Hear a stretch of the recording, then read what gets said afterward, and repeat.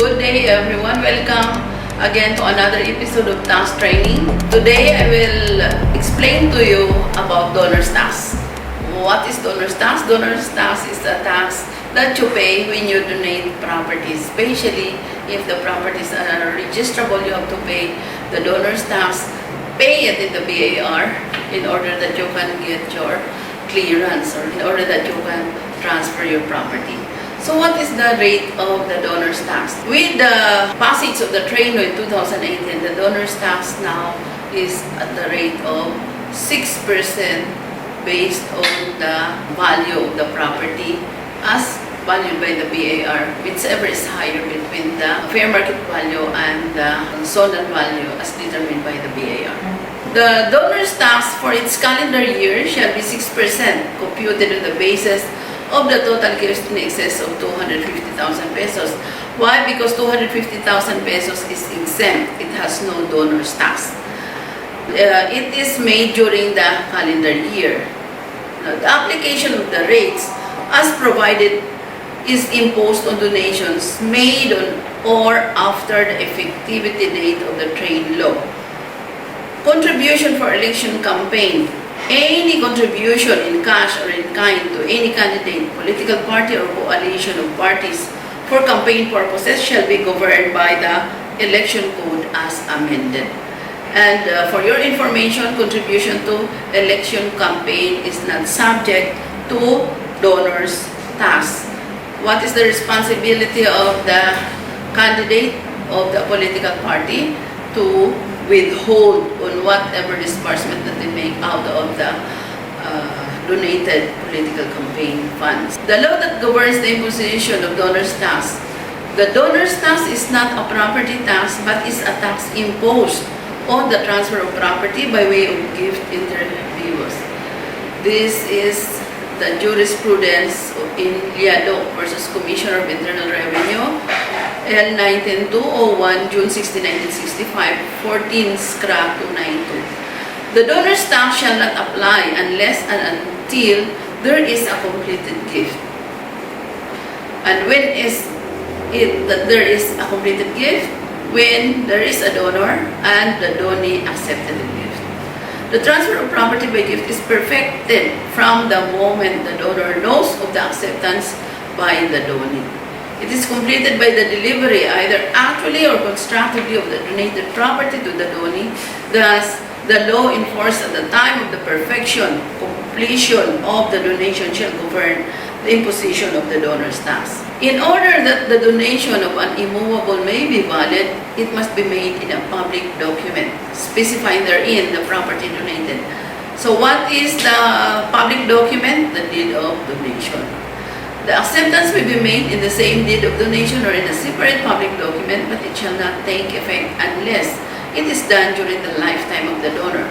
If the acceptance is made in a separate instrument, the donor shall be notified thereof in an authentic form, and this step shall be noted in both instruments. The law enforced at the time of the completion of the donation shall govern the imposition of the donor's tax. For purposes of donor's tax, net gift shall mean the economic benefit from the transfer that accrues to the donee. If a mortgage property is transferred as a gift but imposing upon the donee the obligation to pay the mortgage liability, then the net gift is measured by deducting from the fair market value of the property the amount of mortgage assumed. Valuation of gift made in property. The valuation of gift in the form of property shall follow the rules set forth in Section 6 of this regulation, provided that the reckoning point for valuation shall be the date when the donation is made. And what is that valuation of gift made in property? Which is ever is higher between the fair market value or the zonal value of the BAR. Computation of the donor's tax. Donation shall be subject to donor's tax applicable when the donation are made. For donor's tax purposes, donation made before January 1, 1998 shall be subject to the donor's tax computed on the basis of the old rates imposed under Section 92 of the National Internal Revenue Code of 1977, RA number 7499. While donation made on or after January 1, 1998 until December 31, 2017 shall be subject to the donor's tax computed in accordance with the amended schedule of rates prescribed under Section 99 of the National Internal Revenue Code of 1997, Republic Act No. 8424, as implemented by RR No. 2-2003 as amended. Only donations made on or after January 1, 2018 shall be subject to the donor's tax rate provided under the drain law as implemented. And what is the rate now under the drain law? The donor's tax, 6%. And the first 250,000 is exempt. The computation of the donor's tax is on a cumulative basis over a period of 1 calendar year. Cumulative meaning it adds up. Husband and wife are considered as separate and distinct taxpayers for purposes of the donor's tax. However, if what was donated is a conjugal or community property and only the husband signed the deed of donation, there is only one donor for donor's tax purposes, without prejudice to the right of the wife to question the validity of the donation, without her consent pursuant to the pertinent provisions of the Civil Code of the Philippines and the Family Code of the Philippines. So we have here an example. Donations were made on January 30, 2018 at 2 million, on March 30, 2018 at 1 million, and August 15, 2018 at 500,000. What is the mode of computing? Cumulative. So this is the solution or the computation. Date of donation, amount, and donor's tax. So January 30, 2018, the donation is 2 million. January 30, 2018 donation, 2 million, less the exempt gift, 250,000. So the net gift is 1,750,000 and the donor's tax, 105,000. On March 30, 2018, another donation was made in the amount of 1 million. So on March 30, 2018 donation, 1 million, you have to add the January 30, 2018 donation of 2 million. So you have a total now of 3 million, less exempt gift of 250,000. You have the total gift of 2,750,000. And how much is the tax? 165,000. Since you have already paid on your previous donation 105,000, so what is payable now is only 60,000. So the third donation on August 15, 2018 is 500,000. So August 15 donation, 500,000, you have to add, since cumulative, the donations are cumulative, so you have to add the January and March donations. And then we have to less the exempt gift of 250,000. Our total donation made during the year is 3,250,000. The tax due is 195,000. Since we have paid on the previous donations amounting to 105,000 and 60,000, so our tax payable in the current donation is 30,000. That is how we present the donation as cumulative. Okay, so I will discuss to you the donor's tax return. BIR form number 1800, and this is enhanced in January 2018 ENCS version. So we have the donor's tax return. We have to start with the date of donation is coming from your deed of donation. And how do we get the date in the deed of donation? The date of notarization. Line number 2, amended return, yes or no? Yes, if this is an amended return because you already have filed an original return and you just file another return in order to correct the previous return. If none, then you have to check no. Number of sheets attached, and then the alphanumeric tax code DN010. Taxpayer information, number 5. Donor's taxpayer identification number. This donor's taxpayer identification number is the tax identification number of the person that he is using during his lifetime. RDO code for the date for the registration of the donor where he is registered. So RDO code. Donor's name, last name, first name, middle name for individual, or registered name for individual. Line number 8 is the registered address, the zip code, the residence address. And then we have the contact number and the email address. We have the donor's name. Why donor's name? Because the donors should appear in the deed of donation and also should appear in the clearance that will be issued by the BAR, and also the donor's taxpayer identification number.